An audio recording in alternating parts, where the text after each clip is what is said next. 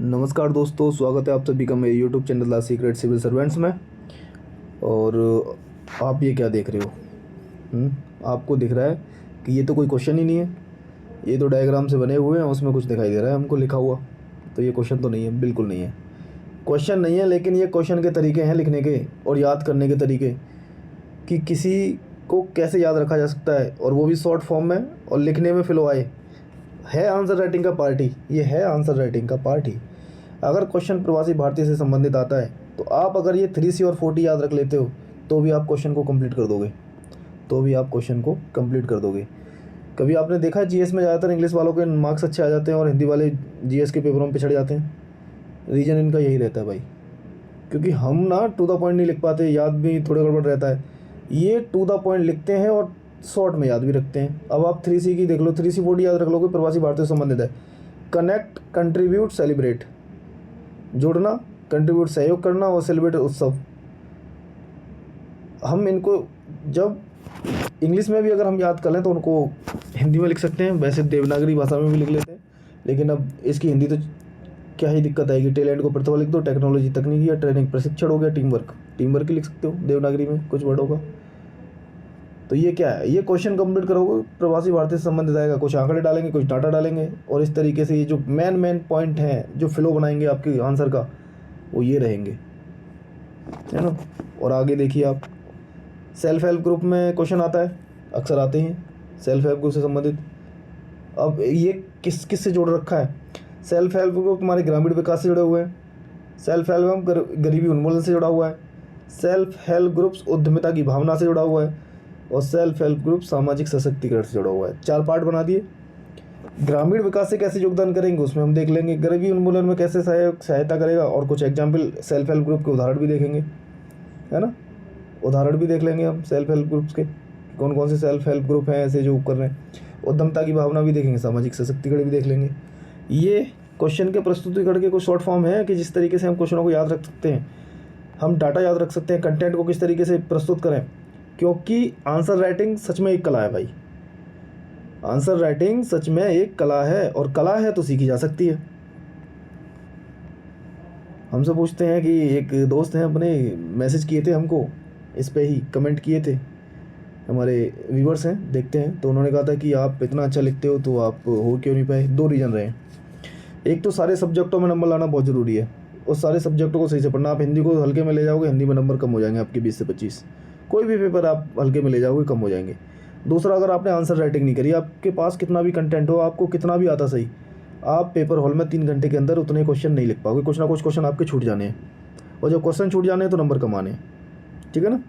तो सारे क्वेश्चन उसी समय में कंप्लीट करना, और बेहतर प्रस्तुतिकरण के साथ। अब घर पे बैठ करके तो आराम से आदमी कर ही लेता है, प्रैक्टिस करता नहीं है। तो इसी के लिए तो हम कहना चाह रहे हैं आपसे कि अब मैं ऐसे तो पढ़ाता रहूँगा आपको, और मैं कंटिन्यूस पढ़ाऊँगा, इस पर डालूंगा वीडियो, लेकिन आपको आंसर राइटिंग करनी है अगर आपको सुधार करना है जेन्युइन तरीके से। वरना आप कितने भी सोर्स से पढ़ लें, कहीं से भी पढ़ लें, आपके पास नोट्स की कोई कमी नहीं है भाई, कोई कमी नहीं है। कोचिंगों के नोट्स मार भरे पड़े हैं, कितना भी पढ़ लो, आप ऑथेंटिक बुक ला करके रट मार लो।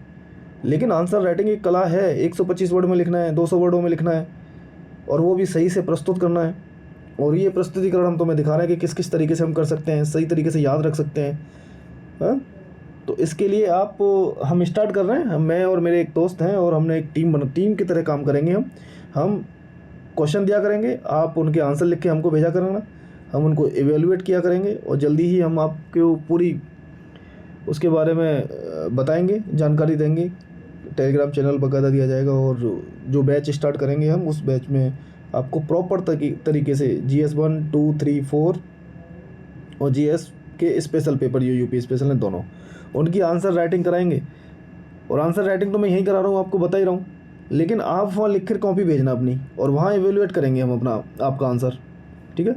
अब जैसे ये देखो, हेरिटेज आर्क से पूछ लिया, तो आपको मैप बनाना ज़रूरी है। मैप बनाओगे, नंबर एक्स्ट्रा ले जाओगे। आगरा दे दिया, लखनऊ दे दिया, वाराणसी दे दिया, और आर्क बना दिया, हो गया हेरिटेज आर्क। ये प्रस्तुतिकरण तो सीखना है। अब उसमें एथिक्स वाले पेपर में आता है भावनात्मक समझ, तो इसको जोड़ दिया।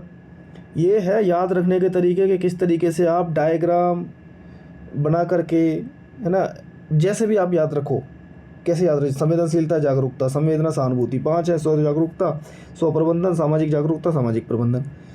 आप अगर ऐसे भी कंटेंट को प्रस्तुत करोगे तो उसमें क्या दिक्कत है, साफ साफ दिखाई भी देगा और लगेगा कि सारा लिख दिया। और हमें वैसे भी कम वर्डों में लिखना होता है और ज़्यादा से ज़्यादा समझाना होता है, सारे के सारे डायमेंशन कवर करने होते हैं लगभग।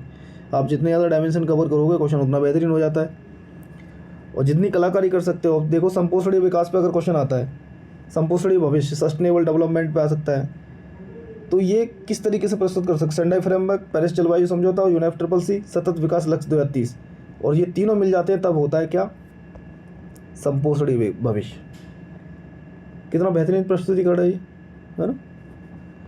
जैसे ये इसका एक और प्रस्तुतिकरण IR वाले क्वेश्चन में देख लो आप, भारत कॉमन बना दिया, चीन और रसिया के साथ संबंध बनता है तो ये ट्राइड हो जाता है, ठीक है। जब अमेरिका, जापान, ऑस्ट्रेलिया मिलते हैं तो ये क्वाड बन जाता है ना, तो ये क्वाड बन जाता है और यहाँ ये ट्राइड बन जाता है।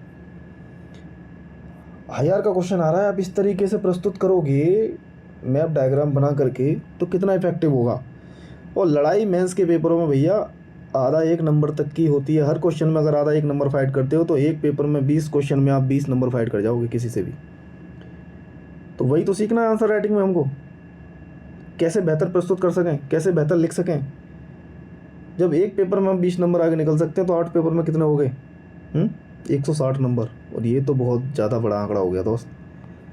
यही रैंक को डिसाइड कर देता है, यही सिलेक्शन को रोक देगा, बढ़ा देगा। और यही प्रस्तुतिकरण आंसर राइटिंग में हमें लगातार सीखना है कि किस तरीके से हम अपने क्वेश्चनों के आंसरों को रचनात्मक बना सकते हैं, कैसे बेहतर प्रस्तुत कर सकते हैं, ठीक है ना।